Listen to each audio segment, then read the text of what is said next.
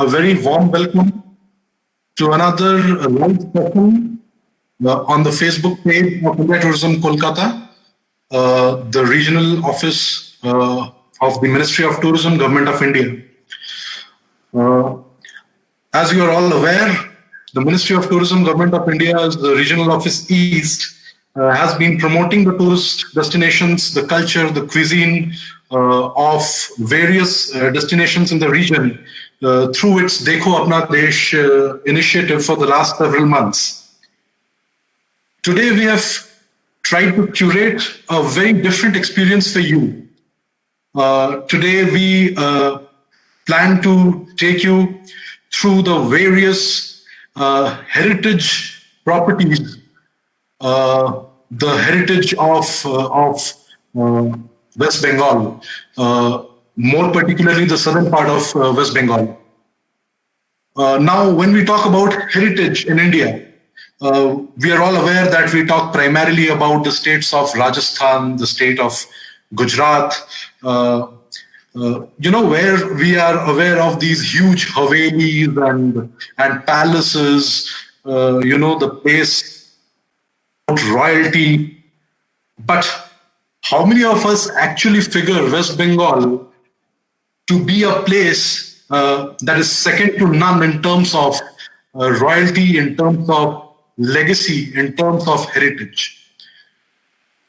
Now, on our journey today, we will take you to the bygone era of the heritage of South Bengal, where we will be taking you to 8 different properties, 8 different heritages that is going to talk to you about the days of the Raj, of the Zamindars, of the royalty, of the legacy of the state. Some of the places that we will cover today will include the Bari Kothi of Azimganj, which is in the Murshidabad district, which used to be a very old Zamindar Bari of the state. We will take you through the palace of Qasim Bazar. We will take you through the Rajbari in Bawali, which is close to the capital city of Kolkata. We will take you to what we call a Nil Kuti, or the Indigo Kothis during the days of the Raj at Balakhana, which is a heritage homestay. We will take you to another royal palace of Jhargram in the south of Bengal. We will introduce you to the Danish culture that has existed in the Danish the town of Serampur. When we take you to the Denmark Tavern in Serampur, we will visit the Itachuna Rajbari. We will take you through another Zamindar Badi of Ahmadpur in the Bardwan district. So please fasten your seatbelts, because I promise you that today's section is going to be a very rich and enjoyable session for each and every one of you. Yes, a number of these properties, and especially all the properties that we'll be covering today, have been restored and have been converted into heritage hotels, heritage homestays, places where you can actually go and stay. Our initiative, I hope, will go a long way towards travelers from across the globe entering the doors of these properties. We aim at enriching the experience of tourists by introducing them to the amazing heritage on offer in Bengal. Without any further ado, I will introduce you now, and I'll hand it over to Mr. Debjit Datta. Mr. Debjit Datta, having known him for a while, is a tremendous heritage enthusiast, and he will be moderating today's session. He is also heading the state chapters of the Indian Association of Tour Operators and the Association of Domestic Tour Operators of India. Over to Mr. Datta.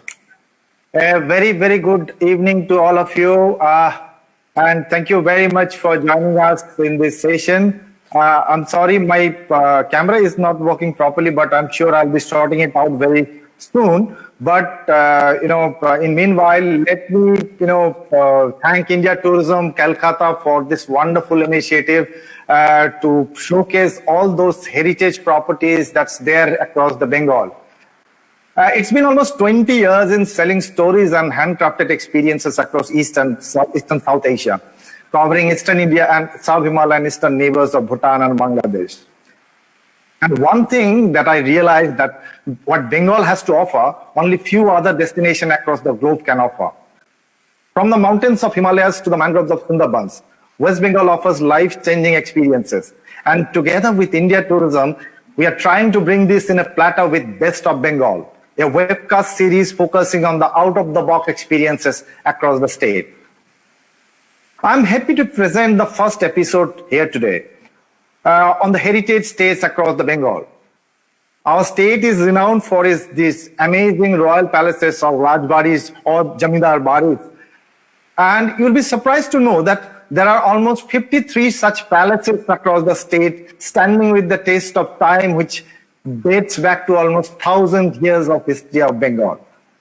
Now, some of the palaces which we have now been converted or restored into heritage states that offers the taste of history and time gone by and revealing in today's time with all the added comforts for the discerning travelers.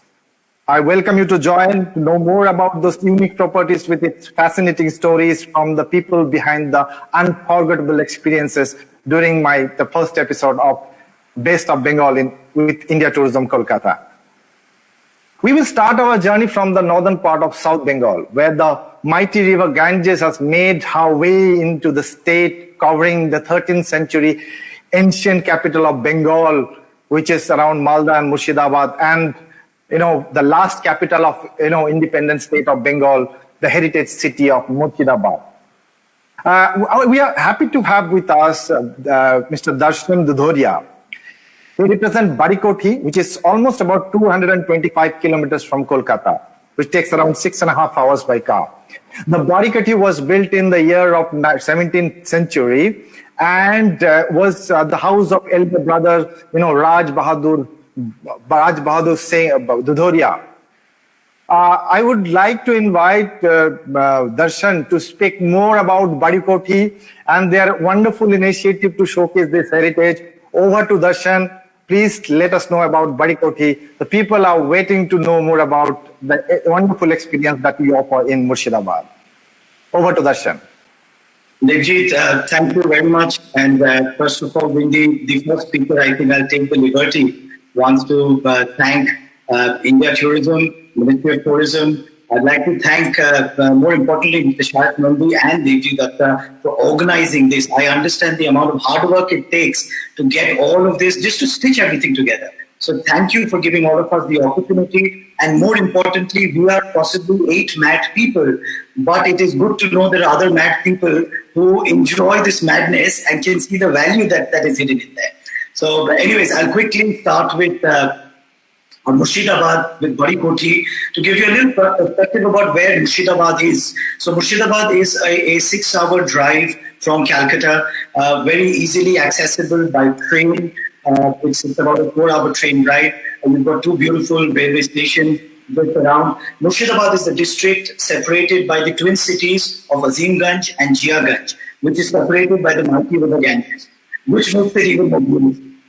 Having said that, I always recommend go one way by train and take the way back by car, because then you can absorb rural Bengal to its best. Getting to the historical context of what Murshidabad was. So as you just very slightly touched upon. So Murshidabad back in the days contributed 5% of the GDP of the world. That was the power that Murshidabad had. That was the power that Bengal had. East India Company had set up shop over there. There were merchants coming from across the world. And I don't want to get started about the number of colonies that were set up around this 200-kilometer radius. But being specific to Murshidabad, one of the gentlemen who sort of etched his name in history was none other than Jagat Seth. And if you quite literally translate that name, it means universal banker, Jagat Seth. And this gentleman, he sort of migrated from Rajasthan. He got around calling his family members, his other community members from Rajasthan, who then migrated to Murshidabad. Now, this community, interestingly, are called the Sheherwalis. And like with every Rajwari, every old story heritage, it always has to start with a long, long time ago. So this is my beginning of a long, long time ago, where this group of people came in. They settled in Murshidabad, in Azimganj and Jiaganj, to be absolutely particular. If you see, interestingly, our hats that we wear for every public function are European designed. Our kurtas are Rajasthani, our dhutis are Bengali, and our old pictures of our forefathers are wearing British hats, British walking sticks. So there's a huge amalgamation of Mughal influence, British influence, European influence, and at heart we were Rajasthanis, and for the last 300 years been in Bengal. So that sort of reflects in our architecture, that reflects in our cuisine, in our lifestyle, and so on. However, unfortunately, time had to take its toll, and the wrath of time was unleashed in Murshidabad, and everything was lost. Palaces were shut, the most beautiful mosques, temples, everything was shut, locked down. In fact, Bari Kothi was also locked down for possibly a period of maybe 50, 60 odd years. And then, interestingly, we were very lucky to find a Canadian architect who took on this mad project, 5 years. We went ahead in this magical restoration project, and I'm very proud to share that we possibly, it's one of the most unique exercises of restoration, where we've used only the local labor. We've used every element of it has been steeped into history with wall conversations and so on and so forth. But in the interest of that, I'm going to quickly just jump forward from the restoration story, and that itself is a 1 hour chat altogether. To give you a little perspective, if you see the architecture also, you see Roman pillars, you see Greek pillars, you see black and white British marbles, and you have this whole Rajasthani feel about it. And that is the quintessential Sheherwali palace that you will see, and no one in the world but the twin cities of Azimganj and Jiaganj. So we finally restored Bari Kothi as a unique landmark of Murshidabad, as the first heritage hotel of its kind in the region. We've got 15 suites that we started with, and along with that, we sort of have different areas, functional areas, and then pictures of which you will see further. This is a central courtyard that you see. It got featured in National Restoration. This used to be the house of 500 bats when we took over the project. Anyway, moving forward, we had interesting story over here, and a quick one I'd like to share is the houses in this region are measured in angons. So no one says, how big is your house? 10,000 square feet. They say 8 angon, 10 angon. So this was used to be, it should be cultural and social opulence of the region at that point in time. So this is our Gaddi Ghar, which you see is fully Rajasthani in its architectural and design form, and overlooking the European Greek pillars in the background. So moving forward from there, what is important for us is, this again is our London chalk, as we call it, which sort of symbolizes the British influence in the region at that point in time. Quickly to give you an experience, we are slightly short on time, so I'll quickly jump onto experiences also. Bari Kothi, when we started this entire thing, our sole motive was to be able to offer an experience where the guest at the end of it can just say one word: how authentic. And that's been our dream. We don't need to import anything. We've got too much in Bengal. We've got just too much. It just has to be presented the right way and the real way. And that's what we're the most proud of. In fact, from day one, all our sort of motto has been that we don't sell rooms, we create experiences. And as a large part of it, a lot of people come and say, hey, we want bed breakfast, one-night stays. We do not offer that. Everything for us is a part of an experience. This is one of our heritage suites that we have. We've got 3 different categories. This is one of our middle category suites that we have. And this is a Maharaja suite. Everything that you see, this got Chulchurki work, which is quintessential for the time of Bengal. The arches that you see, everything was recycled. Everything that was falling apart was taken into years. It's a passion project for us, and that sort of oozes out in everything that you see. Quickly, telling you about our experiences also, we've now curated high-level experiences, tea on Ganges. We've got the most beautiful sunset experience. Our food, the pictures that you see, the previous picture that you just saw, was our main restaurants, which is called Bari Mahal, and Zari means gold in Urdu, and this is where we celebrate the richness of our food. This picture that you see is called Naubat Khana, which is a name we derived from a local building, and we wanted the name to live within the walls of Bari Kothi. This is where we enjoy the Mughal influence in our food. So every restaurant has dedicated menus around the Sheherwali theme, and everything is storytelling based. And that's what makes Bari Kothi an experience of a lifetime more than anything, because you not only go deep into the Sheherwali culture, you go deep into the social fabric of Bengal and how it evolved over the last 300 years. We have beautiful storytelling sessions of Robert Clive, of Shirajudollah, all of that stitched together with a beautiful cultural performance. So every experience that we have, every evening we have different performances. The picture that you see over here is a Fakiri performance, and this particular group is one of the most exciting group, which is just I think about 40-50 odd kilometers away from Bari Kothi. And our guests, this group that you see is a very interesting French group. They absolutely loved every bit of it, and that for us is the experience that we offer. And lastly, because again we are absolutely short on time, is for us our core value is around community building.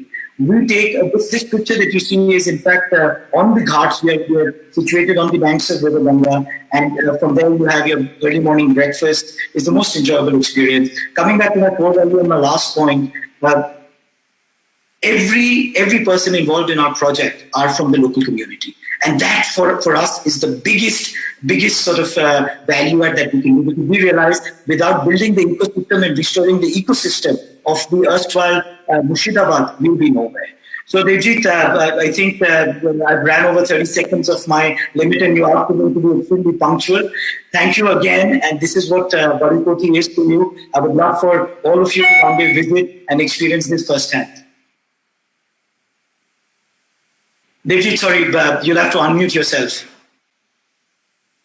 That was really amazing, Darshan. Thank you very much for that amazing story.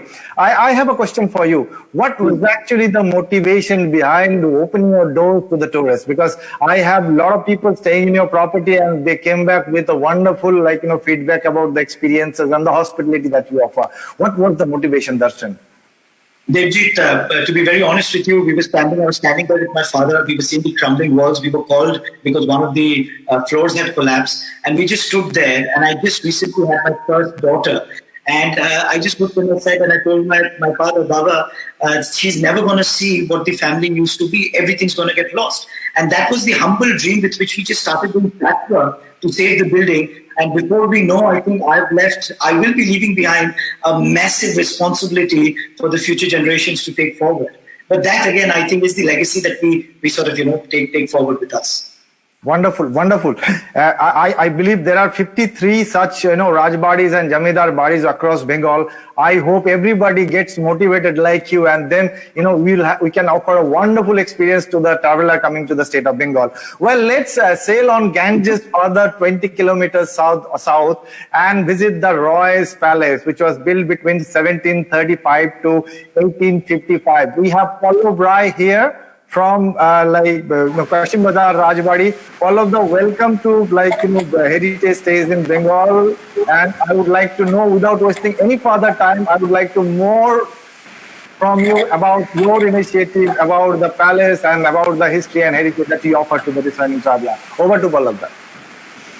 Thank you, Mr. Sharnik Chaudhary, India Tourism Kolkata, Regional Director, and Mr. Devjit Datta for allowing me to speak on this very beautiful occasion and to present the Kashim Bazar Palace of the Royals in front of you.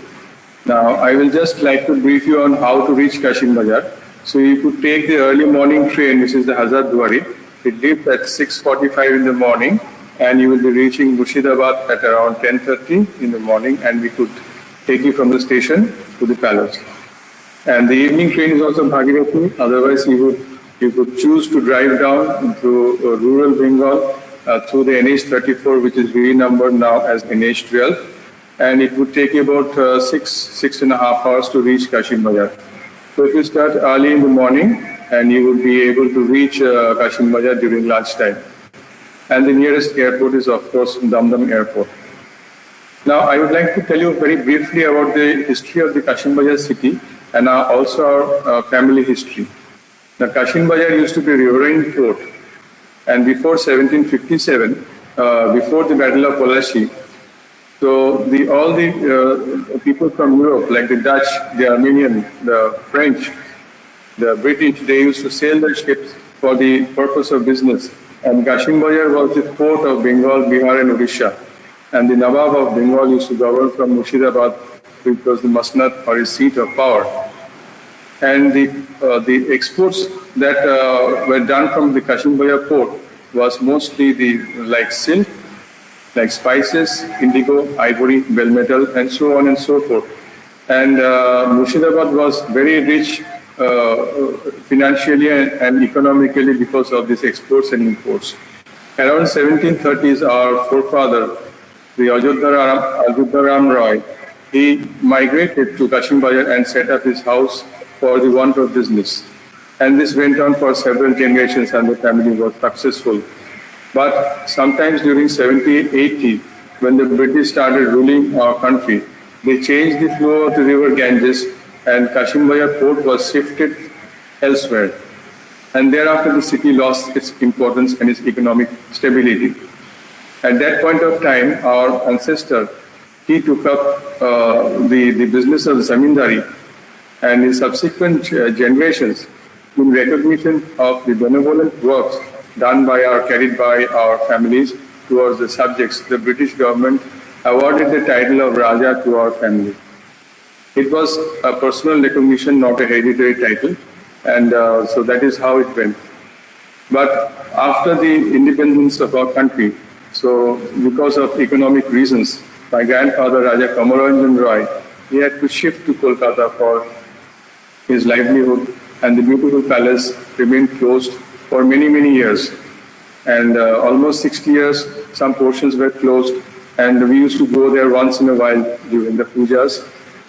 And thereafter, after a long period of 30 years of restoration and reconstruction and rebuilding the house, now, today we are able to present this beautiful palace once again before the public. So that is, in a nutshell, the history of our family and the history of the Kashim Bazar Palace. So now the palace has around 8 rooms for the guests to stay. They are mostly like state suites and state rooms. They have all been redone and refurbished in traditional antique furniture with the traditional interiors, and guests can share a lifetime experience over there for staying. There is also a 60-cover restaurant which serves traditional cuisine to guests who are staying there, and also it offers experiences to the outsiders, whosoever they want to come and have their lunch or dinner. From this place, we also organize tours and travels for the in-house guests, and we have a complete holiday solution that is organized by the Royal Bus, and we have guests traveling from Kolkata to Kashim Bazar by our own palace vehicle, and we carry them from Kolkata, and it includes night stays in beautifully appointed rooms, and then with meals, and also for sightseeing of the Kashim Bazar city, of Murshidabad city, of Azimganj. We cross over by the beautiful river by our cars, so that is also a very nice experience for guests. And then it is followed by cultural programs in the evenings, and so on and so forth. Among the other facilities that the palace offers is a museum. There's a mini museum within the palace. In fact, the Kashim Bazar Palace itself is a tourist destination in Murshidabad. So people are escorted by guides and they are taken around to see the palace. The palace is not a single building. The construction has started sometime around 1730, and the last major construction was completed sometime around 1940s. So there are several set of buildings which have been built by different generations over the periods, and some are very old, almost 300 years old. Some are dated from 1850 to 1860s, and the last one is around 1940, where the first floor was built, where we stay. So in short, the palace has always been our family residence, and till today it is our family home. But at the same time, we have opened many of the rooms for our guests to come and stay and enjoy a royal experience. So there could be a royal wedding also, in case somebody is wanting to celebrate their marriage. We can turn it into a fairy tale wedding venue, and also for they can have the other activities. There are outdoor activities like the tennis court is there, which has been also refurbished after almost 70 years. It is beautifully set in the garden, surrounded by greeneries and mango trees. Now, the palace has always been alive. Now, for the last 300 years, there have been several activities and programs that have been going on in the palace. Mostly are Hindu rituals. It starts with Saraswati Puja, then it is Annapurna Puja, then Rath Jatra, the straight Jatra and the return one with Rath Melas, and Sripat Puja, Durga Puja, and during the pujas, a lot of people, they come and participate. There's a huge enthusiasm among the tourists who come and visit us from all over the country. And there are cultural programs. In fact, India Tourism has been very kind enough to promote the various events that have been occurring during the Durga Pujas. So after the pujas, there is Kali Puja, there is Jagadhatri Puja, there is Kartik Puja, there are Christmas parties, New Year's parties. So throughout the year, there are several events that are going on. And the guests are invited to be a part of these programs, to come and stay, to enjoy and have a lifetime experience. So that is what is basically, we say, come stay with us and see palace where history is alive. Wonderful, Paulabda, wonderful. Thank you for sharing your wonderful story about Cochin Bazar Rajbari. I must ask you one thing. I've seen one thing. Everybody is wearing wonderful traditional attire, which is really really good, really beautiful. Thank you, Devi. Thank you for your compliments. Your background is amazing, I must say. I must ask you one thing. Do you really stay there quite often, or stay in Calcutta? In my childhood days, of course, because of my schooling and education, we always stayed in Kolkata. And the reason to go to Kashmir was only for the Durga Pujas, where we used to go and stay there for 4 or 5 days. And sometimes during the summer vacations. But then that time there was no electricity, there was no running water. It was a different world. It was like staying in a medieval castle about 200 years ago. But nowadays, almost 3 times in a month, we go and stay there. It's always been our family home. So we are very happy. And as my grandfather used to say, wherever you are and whatever you do not forget Kashmir, because that is your family home. Wonderful. Thank you, Paulabda. Thank you very much. Well, viewers, that's really getting very interesting. Let's travel further south, 150 kilometers, to explore a wonderful, French architecture. It's called Balakhana, Maheshganj. And it was an indigo house, and it was surrounded by indigo plantation once upon a time. It was built in the 18th century, and we have Ranodhir Rai Chaudhuri from Balakhana Heritage House. May I invite Mr. Rai Chaudhuri to tell your story? Tell our viewers are waiting to hear from you. So over to you, Mr. Rai Chaudhuri. Mr. Pal Chaudhuri. Yeah, often made mistake. Anyway, thank you very much, Devjit. And I must really thank Messrs. Chaudhuri and Nondi, who've really done a fantastic job of presenting us and putting us on a platform that actually showcases the entire heritage hospitality business to rest of India and also as much of the world as possible. We are very well connected by road, and there are 3 really roads. One is the NH2 and combination of State Highway 13. The other is National Highway 12. And of course, there are the same trains that go all the way to Murshidabad. that has a stop at Krishnanagar, and we have a chargeable pickup and drop-off service, which is about 12 kilometers or 13 kilometers from the station. And it takes about 20 minutes to come to the house. That is basically how you come here. And in our website, which is very, very, very detailed, you have a chapter called How to Get There. And everything is mentioned in that website. In fact, almost everything you need to know about Balakhana is mentioned in the website, along with pictures and things of that. Here you see an aerial picture of Balakhana, and you can see we are actually surrounded by about almost 400 mango trees and lychee trees and other fruit trees. So we have an absolute privacy from the public, because the entrance gate is almost about 500 meters away. And Balakhana has actually been a completely a very Italian indigo plantation for about 100 years.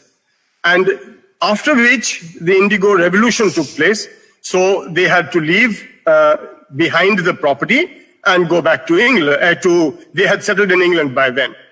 My grandfather was an engineer from England, and he was wanting to come back. It's a very long story, but he came back from England, bought this property in England, and came back and settled and started his family here. So the children were born there, and in our sort of siblings, I was the one born in this house also. And right now, we have started this in 2013 because of a specific reason. And I sold my businesses, and my wife and I came to settle about 10 years ago. And the family then said, why not do something, in the footsteps of Rajasthan? Because Rajasthan, I think, has about 138 heritage hotels. And in India, in Bengal, we have only a few. And we are all going to be adding on, and the number should be increasing. So we have now 5 air-conditioned rooms and 1 extra room, which we only let out in winter when the sort of season starts. With that, we sort of basically have a veranda where all these rooms face, and Balakhana is a place where you actually come to unwind. And there are lots and lots of birds, there are lots of nature walks that we do, and there are river walks, there are walks to various other places. There are local weavers and things like that. And most of that's the dining room that you see. That's about 900 square feet. And, we do, because of this COVID problem, we now do a little bit of social group distancing. So we set up different sort of tables and different sides of the tables, and have the groups sitting separately so that they don't really intermingle while eating. Apart from this, in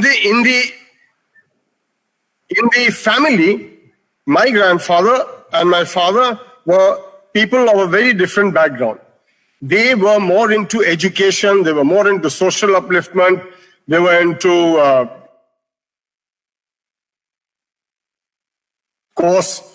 primarily zamindari. And my grandfather started 5 tea gardens, out of which we still have a few. And apart from this, politics was a very big part in our family. My father was an MLC from 1928, and my aunt was the member of the first parliament in a by-election, but still in 1953. And so we have had politics in the family. Unfortunately, I was also pulled into it, but unfortunately, times were different, so business was more important, and I followed in the paths of individual business over here. Apart from that, we do a lot of activities over here. We have a lot of indoor games, and the children can play all sorts of board games and things like that. In the evening, we spend time on the veranda, telling stories about the past for people who want to really know about the history, about the indigo, about indigo culture, indigo manufacture, etc. And to be frank, I even have indigo plants here, the Indigofera tinctoria, which actually was the largest of the producing indigo plants in the world. And believe it or not, there are over 550 varieties of indigo in the world. Indigofera tinctoria grew best in Jashore and Nadia areas. So this is a very big part of our history, and we spend time with that. My wife and I, she's Gujarati, and I must say she bakes cakes and things like that very well. And so we do a little bit of, a cuisine which is mixed between a Bengali and a Gujarati. And also we do a proper continental spread so that, people who are interested in the continental type of food also get to enjoy that. I would suggest the ideal time spent in Balakhana would be 2 nights and 3 days. And you have lots of temples. You have the family Gopal temple. You have Mayapur behind us. And of course, a very, very, a very important Horihor temple, which belongs to the Rajbari of Nadia. And it's half Vishnu and half Shiv. And there are only 2 such deities in India. One is in Shivkashi and one is over here. So it's a very, very important temple to the Hindus. It has a very nice story behind it, but I'm not going to go into that detail now. Apart from that, I think it's a place where you can just come, put your legs up and enjoy yourself and get looked after by a mixture, or let's say cocktail, as one person said, of Gujarati and Bengali husband and wife. Thank you, Mr. Pal Chaudhary. One very interesting, information about Pal Chaudhary family. This is a proper 100% homestay, and Mr. and Mrs. Pal Chaudhary, they welcome the guests personally, and they be there with them in all activities, including dining and everything. Is it right, Mr. Pal Chaudhary? Absolutely, absolutely. That's wonderful. That's really wonderful. And we have people, they are coming from different, country, different state, and they really like and enjoy this kind of experiences. Well, without taking further time, because we have very limited time here, and we have a lot of speakers waiting, we will further, go 53 kilometers to the district of Bardhaman, and where we have the heritage homestay of Chaudharies, the Chaudhary Jamindar Bari. I will tell you my first experience in Ahmadpur. When I first went there for this inspection of properties, I realized, I felt like I went back 100 years. Not only the palace, the Jamindar Bari, but the surroundings, the people, the buildings all across that village, it is just amazing. So, without taking further time, Shiladitya Chaudhary, I would like to invite him to come and speak more about Ahmadpur, speak more about the heritage homestay. Over to you, Shiladitya. Hello and namaskar. This is Shiladitya Chaudhary from Ahmadpur Chaudhary Bari. I would like to first say thank you to India Tourism for this wonderful opportunity. Mr. Chaudhary, Mr. Sagnik Chaudhary, Mr. Shayak Nondi and Devjit, of course. Thank you so much. I would just like to tell you and welcome you to Ahmadpur in a way that Ahmadpur is very easily accessible from Kolkata as well as any other major point. It is very well connected with a 4-lane highway as well as the feeder roads which take you back to the village. They are in wonderful condition throughout the year. The driving time between Kolkata and Ahmadpur is about 1 hour and 45 minutes. And there are several trains available, including local trains, which travel at a very quick frequency from Howrah. It is on the main line. It takes you about 1 hour and 50 minutes to 1 hour and 55 minutes at most. Memari happens to be the nearest railhead, and our property is 4 kilometers from Memari. Now, to tell you a little bit about Ahmadpur, Ahmadpur is simply like any other Bengal village until you enter it. It is absolutely sleepy with paddy fields and palm trees and coconut trees and farmlands all through. But the moment you enter Ahmadpur, you are first struck by the beauty of the old terracotta temples which dot our place. Those exquisite temples with their wonderful, some are crumbling, some in a very bad state of disrepair, belonging to many people in the villages, not only our family. Then you actually get into the Radha Madhavji temple, from where you head to the Chaudhary Pada, from where our houses start. Actually, the history of our ancestors can be dated back to almost about 900 AD. One of our ancestors was the court poet of Maharaja Lakshman Sen of the Gaud dynasty. He was a contemporary of Jayadev, the famous poet Jayadev. He was a contemporary. He was called Dohi Sen. And as time went by, our families shifted from Gaud to Malda, Murshidabad. First, the origins apparently, as per the family documents or Kothis that we call, are there, that we apparently originated from a place called Trihatta in Bengal. And then the family moved to Gaud, from Gaud to Malda, Murshidabad. And from Malda, Murshidabad, an ancestor got a special farman from the Mughal governor as with the zamindaris allotted in Burdwan and Hooghly districts.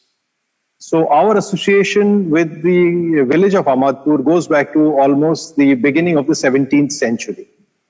In fact, the house that we have there is slightly different from the normal zamindari mansions that we talk about, because it was still there with a little bit of Mughal influence, wherein you had different places for places of worship scattered all over.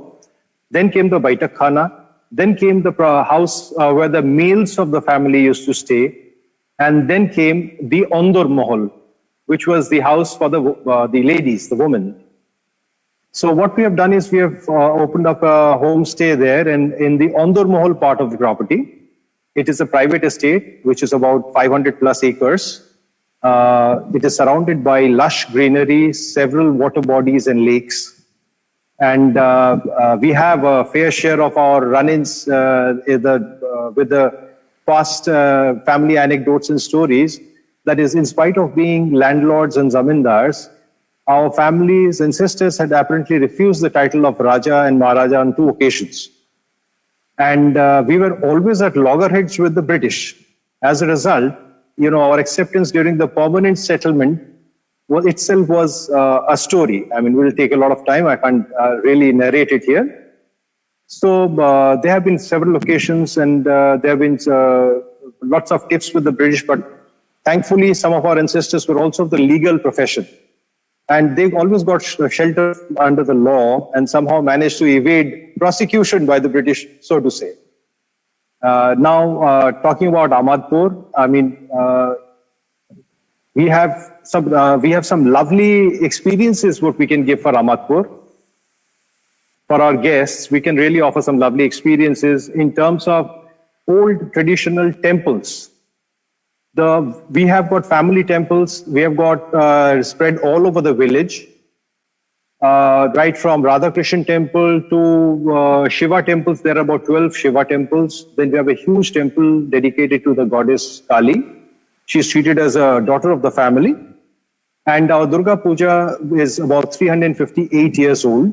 We have a separate Puja Bari. And obviously, like in every old Hindu family, we have a plethora of festivals round the year, which starts off with Snan Jatra of our family deity and goes on to Rath Yatra, then Durga Puja, Kali Puja, Ras Utsav, Kartik Puja, Saraswati Puja, Dol, and you name it, it's there around the year.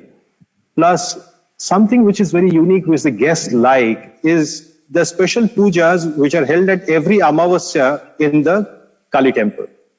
So that itself is a very unique experience, apparently. That's what we have been told.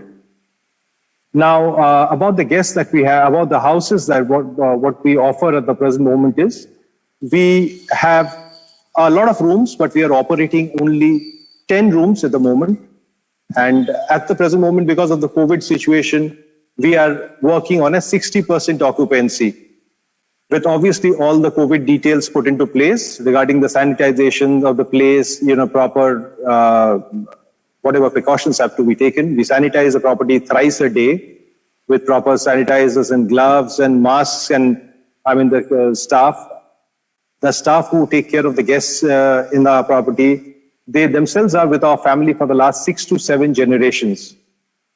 And apparently the secret cuisine, which is on offer, dates back to a couple of centuries, which have been with our family. In fact, the chef himself is about the 5th generations old.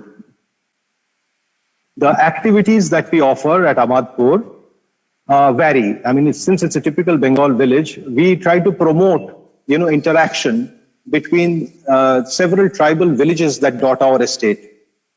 We like the guests to, interact with them, come back to the roots, have the city kids indulge in village sports, something which they're totally unaware of these days, thanks to the digital world that we live in, as well as the cuisine, as well as, we encourage mango tourism during the summer months, wherein we have, people will have guides take you all over through our mango orchards, because apparently our ancestors were connoisseurs of mangoes, and we have huge mango orchards wherein trees have been brought over from all over India.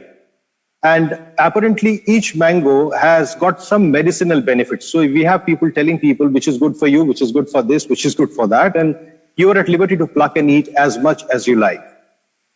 Then we offer country boat rides in our lakes. We have bicycle rides where we insist that people park their cars and only board it when they're on their way back home and travel the village. Either they walk through the village, we organize village walks, or we ask them to, cycle around and take a look. Just keep it as rustic as possible. Then we have options of also organizing, separate bullock cart rides through the villages to give them that authentic experience, wherein they can travel through the paddy fields and see people at work in the fields. Especially the city kids who don't have this opportunity, they absolutely love this. Now, regarding the experiences that we have, what we offer is, we offer fishing, we offer boating, we offer cycling, we have a host of other indoor games in the property. And another very interesting thing is that we offer tribal archery competitions which can be organized for the guests, in which the guests themselves can participate with traditional bows and arrows. This apart, if somebody wants to come to Ahmadpur, we ensure that deliberately the bedrooms do not have television. We do not provide Wi-Fi unless it is on specific demand, wherein we offer a dongle for that particular guest. This is because we want our guests to go around and be one with nature for a change before they come back to the city, back to their air-conditioned and, sanitized atmosphere and habitat. So this is Ahmadpur in a nutshell. We do not really offer luxury, but we offer a lifetime experience. We would look forward to having all of you with us at some point of time. Thank you so much. Thank you, Mr. Chaudhary. That was an amazing story, and I must tell you, the background behind you is actually carrying forward the sense of heritage. No, that's really amazing.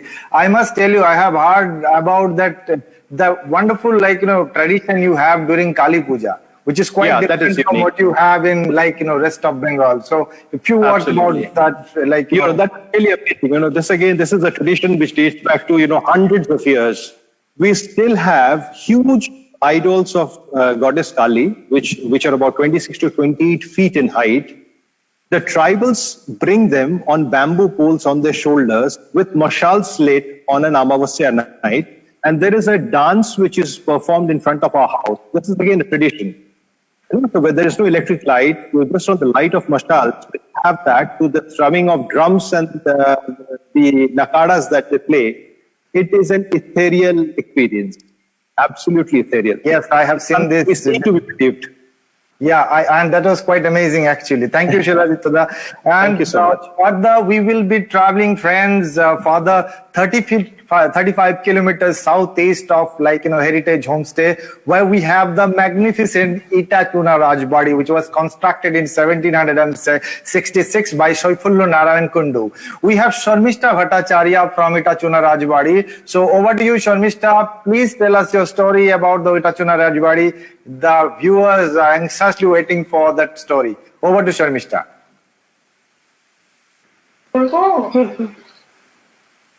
Sharmishta, can we hear us? Namaskar, Shubha Namaskar. Shonda. Yes, Shubha Shonda. First of all, I would like to apologize to Mr. Dhruva Kundu as he is not well. Yes. So that is why I am here today. And one very big thing is that 8 years back, I joined as a partner with him, and today I am a part of his family only here. Let me take you back to the time it started. We all know about this famous saying, Parajurolo Borgiello Deshe. And the Borgis really came. Bengal between 1741-51. Bhaskar Pandit, who with his team of soldiers invaded the village Borgidanga, which is now Hooghly district. Few of them stayed back and assimilated with Bengal Samaj, became Kundus. That was 13 generations back. Itachuna, which is adjacent village of Borgidanga, they have constructed a Jew temple, which is of Lord Krishna, of Vaishnava philosophy on Shakto, who is a worshipper. Borgis was interesting and most probably another segment of history. Was established in 1766. Life in and around started evolving during this time. Important to note that Bijoy Narayan Kundu, four generations back, became very successful successor, and he developed the entire area, education, health, infrastructure, etc. That because of the Land Acquisition Act in 70s, all its glory. In the late 90s, Kundu, upon his return from United States, was heartbroken to see the state of affairs of his childhood home. It was very passionately, yet arduous and painstakingly started to restore the property. And here we are today. The process is still ongoing. It is just 90 kilometers away from the city. So it can be reached both by train and by road. The drive is amazing with lush greenery and the rural Bengal. You can go by train, local train also, it takes the same time, around 2 hours, and from the station it is just 5 minutes. Through either you can take a Toto. Our motto is Atithi Deva Bhava. It is always a pleasure to warmly welcome our guests as a part of our family. Guests with seasonal drink, even with batasha and lebur sharbat in the summers. We have rooms We have around 12 rooms inside, which is in the Ondor Mahal, and 4 rooms around the pond area to give a village feel with a royal touch. And the most unique thing here is the rooms are named after the present and the past family members like Boro Boudi, Choto Boudi, Boro Pishi, Kaka Babu, Pishamoshai, and so on. It is designed elegantly with antique furnitures, and again, all this is designed by Boro Boudi, Mrs. Kundu, with the help of the rural people and not by any other designers. It has all the amenities, Wi-Fi, multi-TV channels, refrigerator, etc. Cuisine. Yes, we have a complete Bengali cuisine. We do not have a restaurant. We have a khabar ghar, and we cook in our ranna ghar. And we mainly cook those things which usually people don't feel like cooking on your daily life. That is mochar ghonto, potol bata, muri ghonto, etc.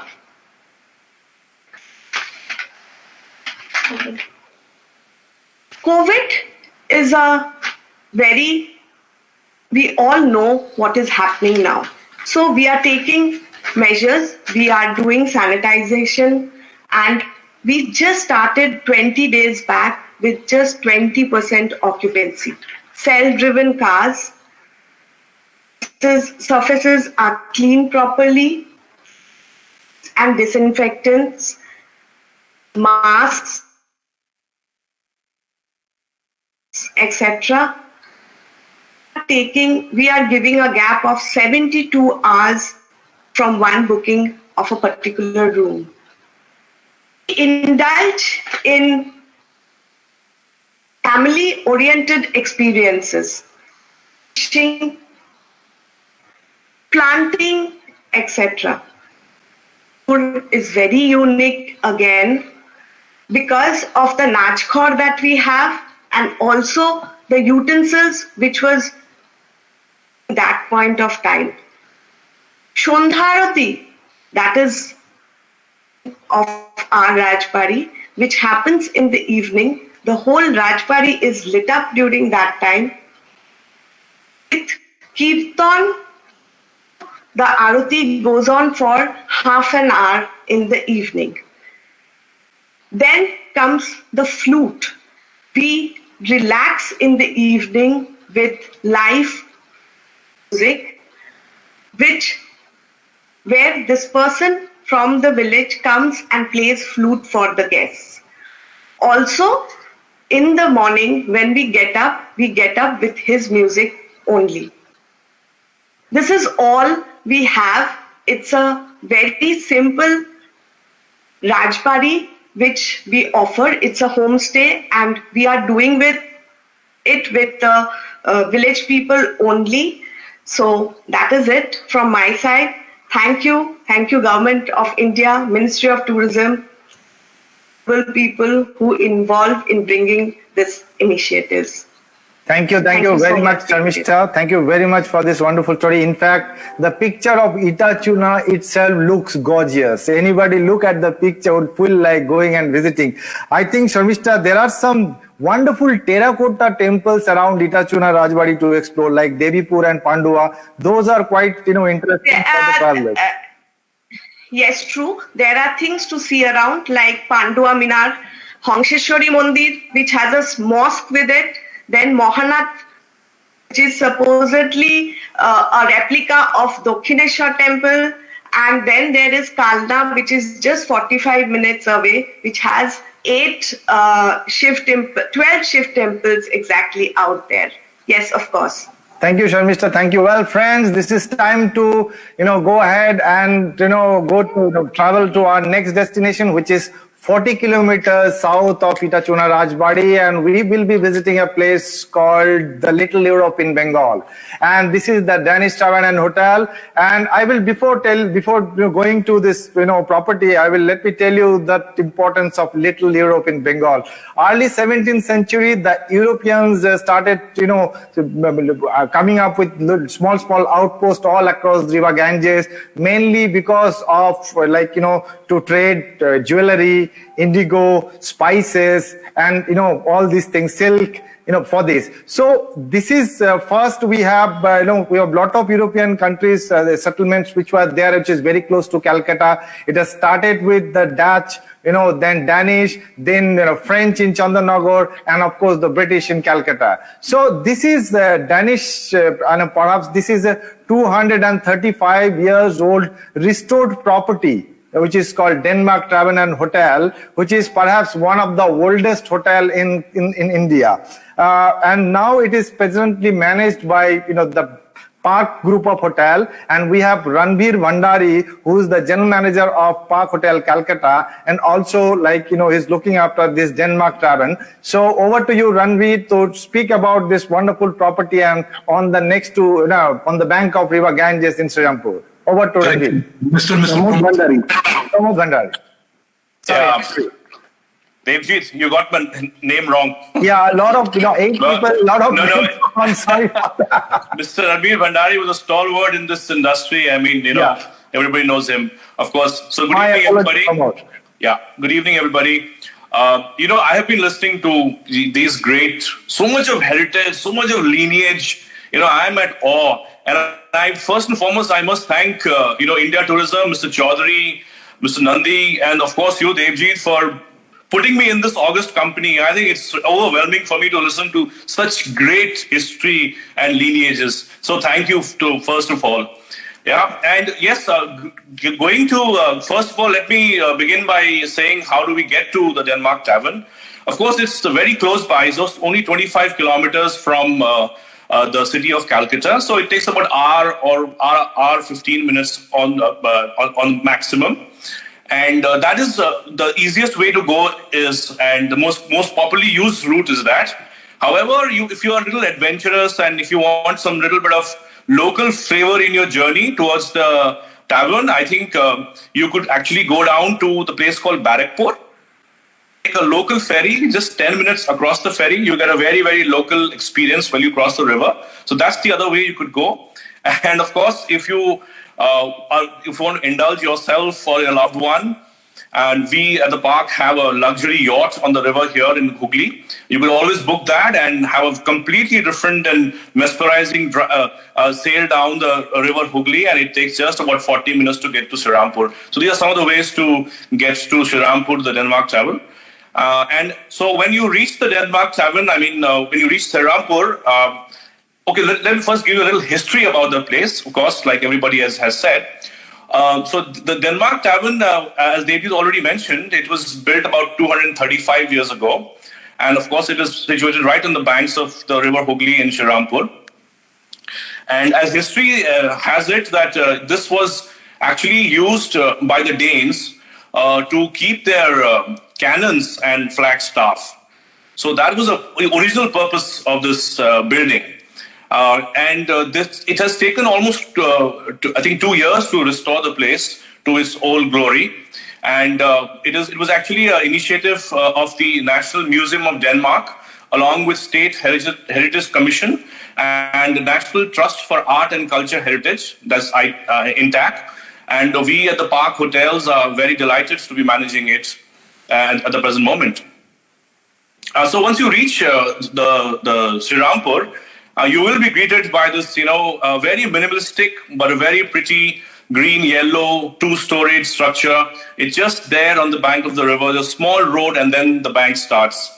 The tavern actually has just about 6 rooms, and they are very, very tastefully appointed. The interiors, the furnitures are contemporary to that time, to that era. The rooms, of course, have all the premium and the luxurious amenities that any good hotel would have, like the safe, the mini bar, and the tea coffee makers and all that. all the rooms actually have a little seating area and a luxurious bedroom, and then a very, very spacious and comfortable bathrooms. And we also have a very interesting and a very well-appointed restaurant. It's just a 34-cover restaurant, and we do a multi-cuisine food there. The interesting part of the restaurant is that it has a little sit-out with a little garden there, and it's a great place in the evening or early morning. You can sit there and, sip a coffee and, of course, maybe have a Danish pastry with it. So that is and of course, at the hotel, we also have a small takeaway flurry shop. And all of you who are from Calcutta or who've been in Calcutta will know exactly what Flurries is, again, this legendary confectionery on Park Street. So we have a little takeaway there itself. And because the hotel is so small and we do a lot of personalized service there, you could actually, once you're there, plan the entire stay, what you want to do in and around that area with my hotel manager. And of course, you can plan your menu, your food, what you want to eat. Some local producers, my chef can prepare for you. So it can be a very intimate and a cozy and personalized experience there. And while you are there, I must say that it is imperative that you sit in the balcony in the first floor early morning and watch the sunrise with a cup of coffee. It is mind-blowing. It is a super experience and it is really breathtaking. So this is something about the hotel itself. And while you are there, I would suggest that to our guests and people who are visiting Sri Rampur, that there are some very historic places you could visit. There is just 50 meters from the hotel, there is this old church, which is again over 200 years old. It's called the St. Paul's Church. And not to forget to mention Sri Rampur College, which is, I think, it was built in 1818 and is one of the oldest colleges, in India. And while you are there, if you want to do a little one-day outing, you could actually go to Chandan Nagar. That's the French colony, and it's about a half an hour drive from Sri Rampur. And you could actually go and see the famous church there. French church was built in 1884, and the French museum is also there. So these are things we can do while you are there. And if you really don't want to step out, and if you want to just get a peaceful and absolutely quiet getaway, Denmark Tavern can be a great choice. About Denmark Tavern. So thank you, Devjit, for giving me this opportunity to speak on Denmark Tavern. Thank you, Pramod. Thank you for this wonderful insight. This is really amazing place to visit, especially the places around Sri Rampur, Bajberia, Chandanagar, all those settlements, European settlement. Little Europe is really an amazing, circuit to Calcutta. You can, go visit those colonial establishments and then stay in Denmark Tavern. I have a question, Pramod. Park Hotel is a very famous, renowned corporate hotel chain. What is your inspiration to promote or manage a property, a heritage property like this? I think it is. I think anybody would be very proud to be associated with something which has so much of history in it.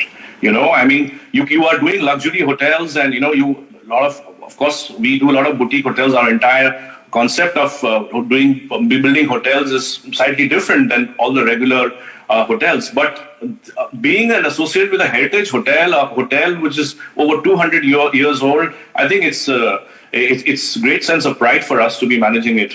And so size doesn't matter here at all, and where it is located doesn't matter. It's just that being able to be a part of this history and heritage itself is sufficient for us to be associated with the Denmark Tavern. Thank you, Pramod. Thank you, and I really appreciate and thank you for your initiative to promote Denmark Tavern. Well, friends. Thank you. Yeah, thank you. Well, friends, time to travel to our next destination, 60 kilometers from Denmark Tavern. We have the amazing 350 years old restored luxury called Rajbari Bawali, where you can experience a wonderful hospitality and an amazing village life experience next to River Ganges.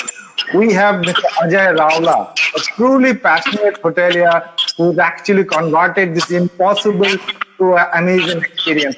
Over to you, Ajay. We are keen on knowing your story about Rajbari Bawali. Over to you.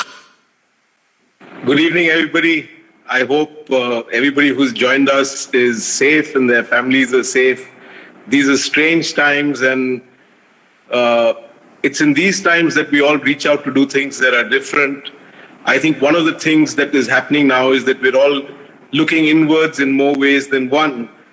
And one of the ways that we can look inwards is join this this wondrous travel path that India Tourism today has laid out for all of you to see. And I myself, as a hotelier, am so proud, as Pramod said, to be part of this august company. The Rajbari Bawali is about an hour out of the city in the general direction of Bajbaj or Thakurpukur, whichever way you want to come. So two great routes to come here. With the new flyover that has been built to Batanagar, it takes you about an hour from New Alipur to get to the Rajbari at Bawali. And pretty much the same if you come down Behala, Thakurpukur, and come down that way. So it's a stone's throw away. The most important thing when you're traveling is to feel secure, to feel comfortable that you're coming into a place that doesn't have wall-to-wall carpets, doesn't have air conditioning that is centralized, and has a lot of open spaces that you can enjoy. I stumbled upon the Rajbari, I'd say 12 years ago now, in 2008, on the 23rd of January. I remember the date so clearly. And I completely fell in love with it. I walked in through a small door and I was like Alice in Wonderland. It was so gorgeous. It was in a state of decay, but yet so beautiful. It took me 2 years to acquire and another 8 years to restore. This is our fourth year of operation. You'll see from the photographs that you're viewing that the architecture is completely out of the world, like all of the Zamindari homes in Bengal, actually. And I think a time has come for us in Bengal to now reclaim our rightful place for tourism. And I'm hoping that all of you who are here will support all these lovely homes that you've seen. We at the Rajbari, unlike a lot of the people I've heard speaking, I have no family history other than thinking that maybe at some point of time in one of my previous lifetimes, for those who believe in previous lifetimes, I may have been a part of this household. In what form or capacity, I don't know, but my bond with it is amazing.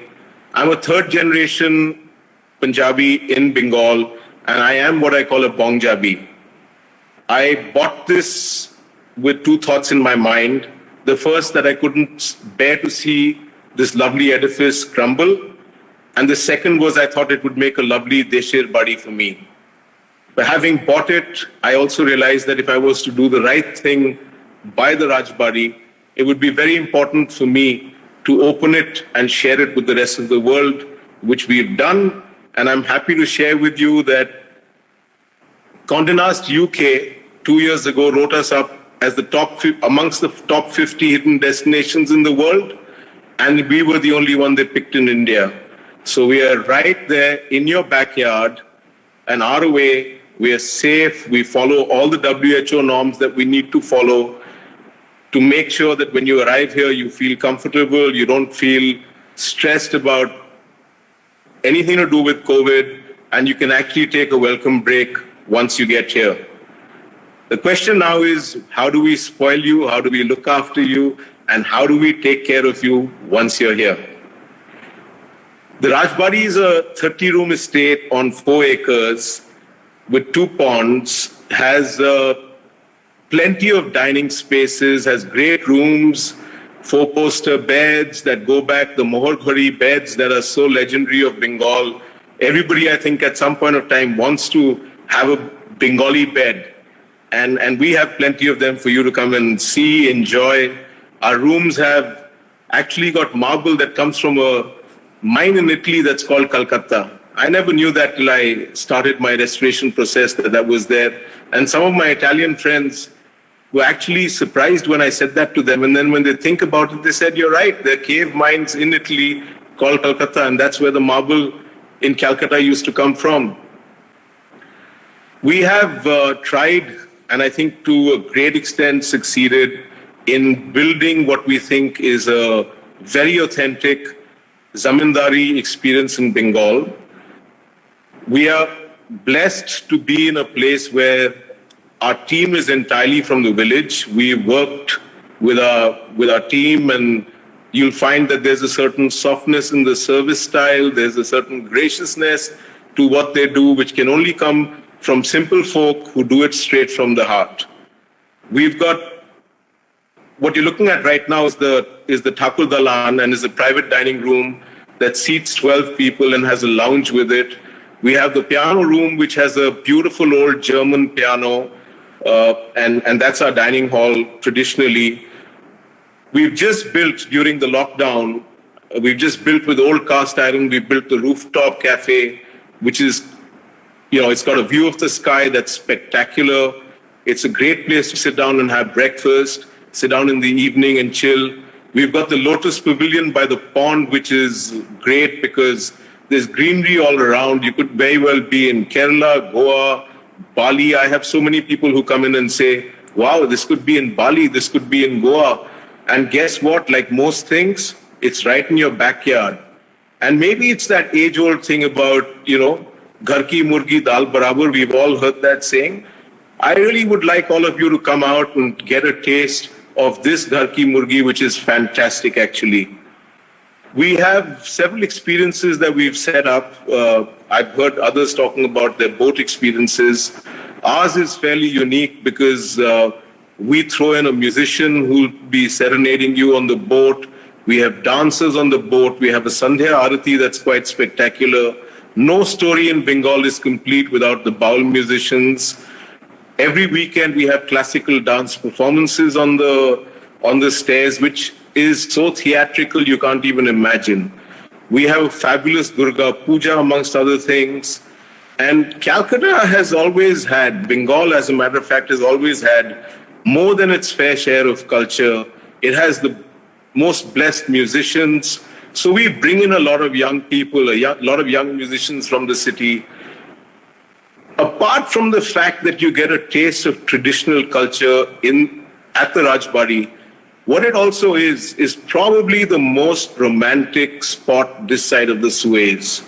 So if you've had your share of the last 4 months of COVID lockdown and you want to get away with somebody special, we're a great place to get away to. We have the river, which you can look at now, a fabulous sunset, and you actually get to see Gangetic dolphins every once in a while. Sometimes I take it a little too far and I don't see one and I point behind someone's back and say, oh, there, you just missed it. But very often you do see it. I think that we in Bengal are blessed. We have so far not been able to package it right. But I think with this initiative, which Mr. Shiladitya Chaudhary and India Tourism have started, I think we're on the right track. I think we need all of you to understand that we have something special at home in our own state that is so fantastic that all you need to do is that little hop, skip, and jump, and you're in a safe, wonderful place to have a great holiday. I hope once again that all of you are safe at home and look forward to having you over in mine. Thank you. Thank you, Ajay. That was amazing. In fact, whoever is from, I have been to Rajbari Bawali a couple of times, and a lot of my customers from all parts of the world, they have been to Rajbari Bawali, and only one word, it's called wow. That exactly, and I must appreciate the effort the gentleman has put forward to restore that. I think I must know that story from you, Ajay. I think initially people have encouraged you to take over this property and restore this. If you can tell us few words about that. Everything that's well done has only one good thing behind it, Devjit, and all of us know that, and that's passion and love.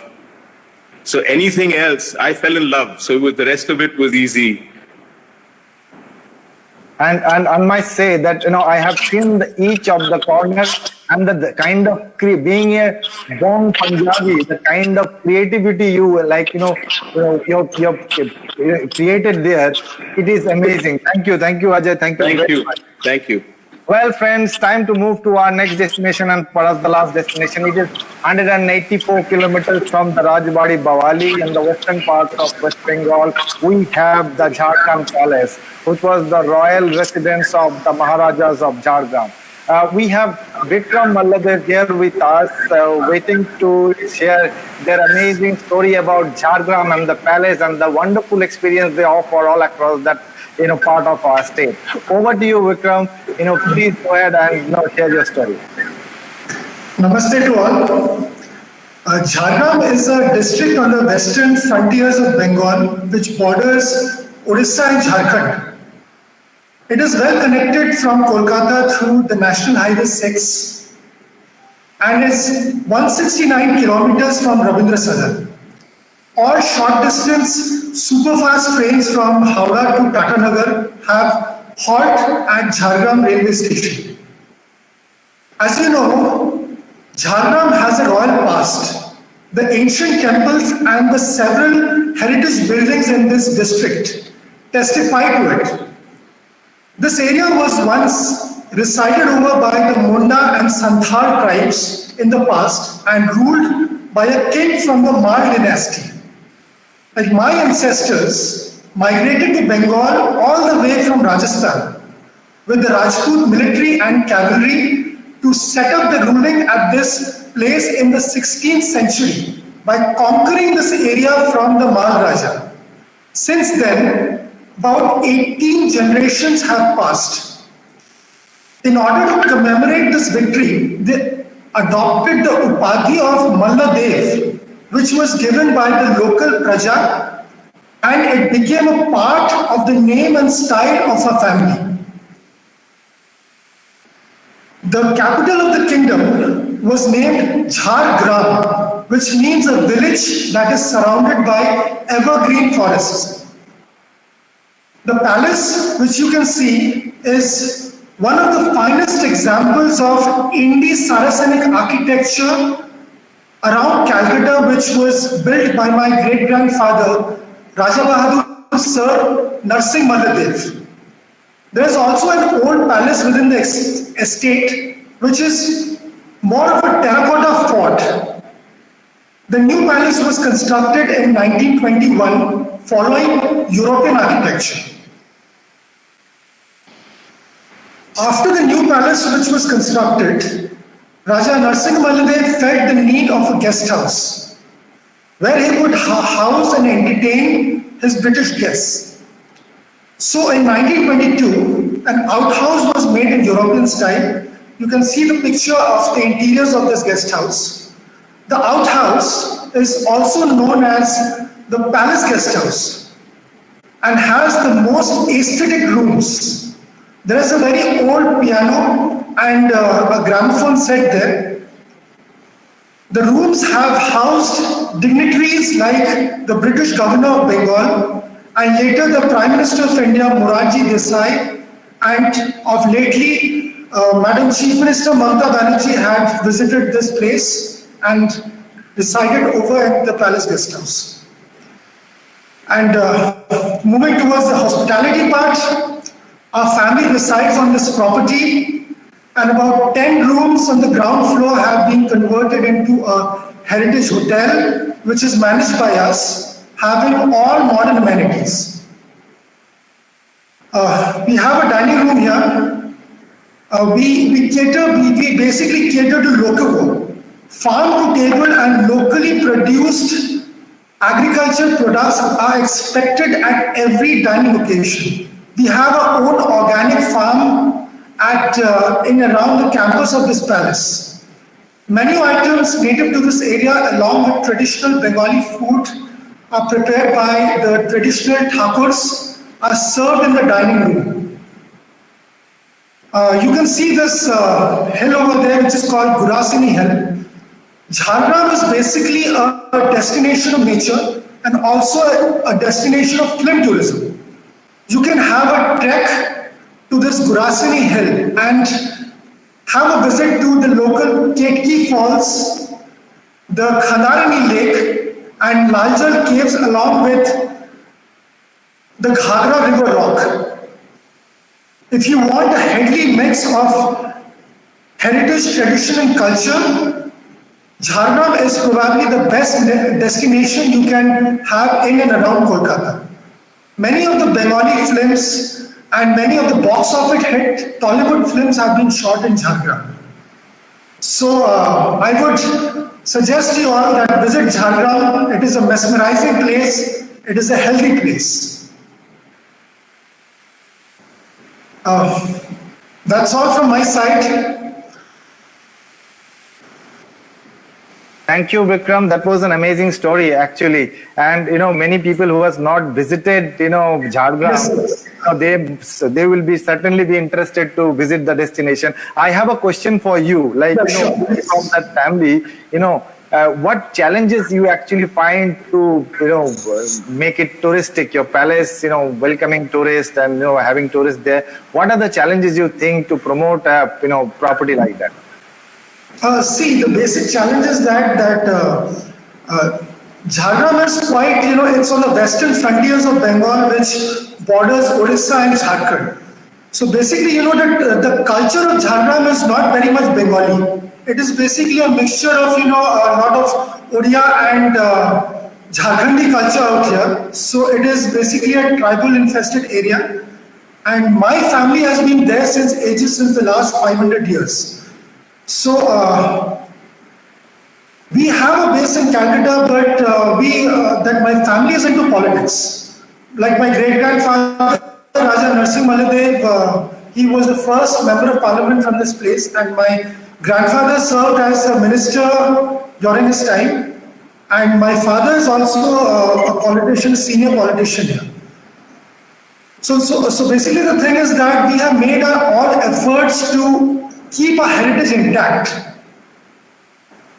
And we had faced certain challenges like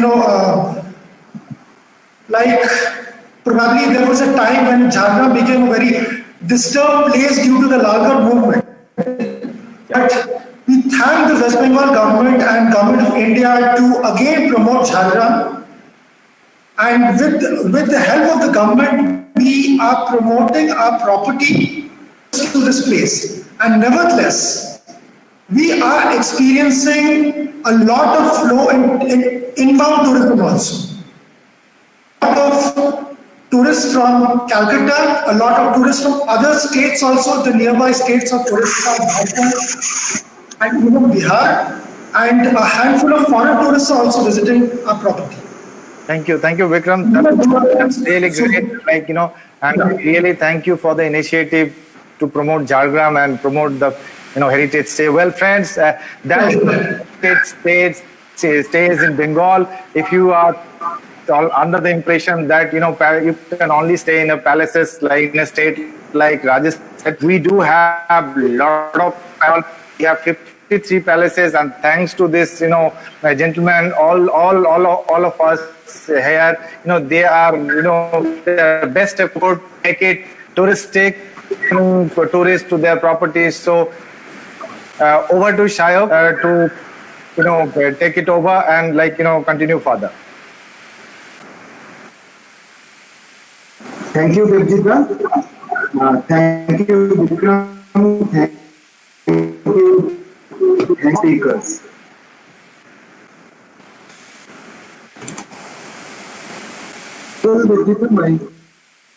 No, it's not visible. You have to turn on your...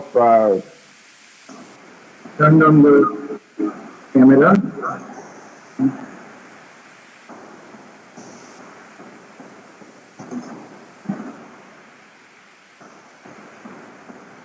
So, without further ado, the voice is recognizable, that's all. Devjit, just please enlighten our viewers that all these heritage properties or heritage stays of South Bengal. Connecting, this is just a this is an initiative which we have taken. We at Impression Tourism Services, we are always into selling stories and handcrafted experiences, and we handpick this kind of experiences all across the state and the region. So I think the best way to connect, I believe, we have the websites which has been highlighted during the presentation, and everybody here present here, all the panelists here, all the members present here, they they are absolutely professional in terms of handling, any request that comes from the, traveler or the travel companies. So do get in touch with us. I am there to help you out, and all our properties are there to welcome you, your tourists. So get in touch, with us, and you can always contact India Tourism Kolkata to know more about these properties and their the way to connect with them. We are definitely going to encourage. We are going to definitely encourage other people, other properties to make it to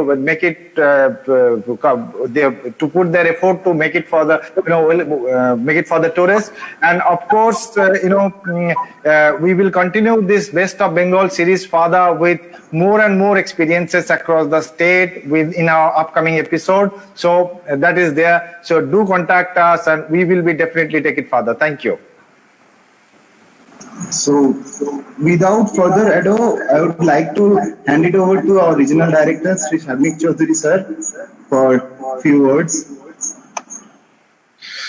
Thank you, Shav. Wow. I mean, yes, today was perhaps a mesmerizing experience for all of us, all our viewers. For me personally, it was, I don't know what to say, because it was an amazing sartorial bonanza, all those kurtas and Punjabis. There was so much of color. There were sights to die for. This was a very small effort on our part to actually bring to you some of the properties that personify the heritage that Bengal has, the richness of its culture, the legacy, the remnants of the days of the Raj and prior. So all of that we have tried to encapsulate in today's episode. Now the point is that the heritage of Bengal is not limited to the properties that we have showcased to you today. There an upsetting number of Rajbadis, a lot of Zamindar Badis, a lot of palaces scattered across the region. But all of these have not been restored, so perhaps they are not ready to host guests with the level of comfort that they would probably be looking for. So the showcase today are actually up and running, and they're ready to welcome the world with open arms. So liked what we did today, which is going to be what we in Bengali call an adda session, where we actually talk about the trivia, about folklore that concerns with heritage sites. We are also planning. We also plan to do in the near future episode highlighting similar heritage properties in the northern part of West Bengal, in Odisha, which is again a hotspot for. If you have noticed, we have curated a heritage trail for us. If you traverse this length of 350 odd kilometers, maybe 400 kilometers, you can cover 8 of these amazing heritage properties. That is going to give you a real glimpse into what the heritage of Bengal was. So when I say the heritage of Bengal is second to none, we probably need to get out of the idea that heritage in India is reflected only in the heritage properties that are there in Rajasthan and Gujarat, maybe Madhya Pradesh and some other states. So if you liked our presentation today, please let us know. Please comment on Facebook. Please follow our Facebook page. Please follow our Instagram page, which is India_Tourism_Kolkata. Please subscribe to our YouTube channel, because it takes a lot of pain and a lot of effort to actually curate these kind of experiences for you, dear viewers. A time for thanking the real heroes behind today's show. Thank you, Mr. Darshan Dudhoria. Thank you, Mr. Pallab Rai. Mr. Pramod Bhandari, Mr. Ranodhir Palchodhuri, Ms. Sharmishta Bhattacharji. Thank you, Mr. Bikram Mollodev. Thank you, Mr. Shiladitya Chaudhuri. And thank you to Mr. Ajay Raula for amazing, mesmerizing presentations. A big thank you to Mr. Devjit Datta for very, very nicely, professionally moderating today's event. Fabulous job. We are not going to let you go. We'll also hijack you for some of our upcoming live sessions on the Dekho Apna Desh and the Ek Bharat Shresth Bharat series.